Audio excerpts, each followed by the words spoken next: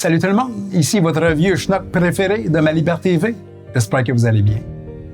Aujourd'hui, les amis, je veux vous entretenir d'une forme d'ingénierie sociale auquel on est exposé, qui des fois peut passer sous le radar.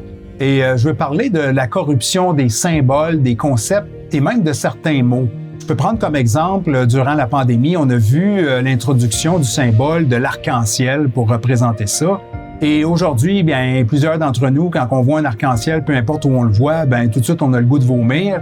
Et cette espèce de psy-ops-là, qui sert à salir et détruire des symboles très importants avec de grandes valeurs spirituelles, eh bien, est délibéré, malheureusement, pour nous abrutir davantage et nous détourner de la sagesse et de la connaissance profonde de ces symboles-là. Il y a d'autres symboles très célèbres qui ont subi le même sort, malheureusement, et je pense que le plus célèbre d'entre eux est très certainement le pentagramme, qui est associé aujourd'hui à la démonologie, au satanisme et tout ça, mais qui en réalité n'a absolument rien à voir avec ça. Bien au contraire, il fait partie du panthéon de la géométrie sacrée. Il nous enseigne plusieurs concepts, des éléments qui constituent notre univers et notre relation avec eux. Donc, c'est très dommage.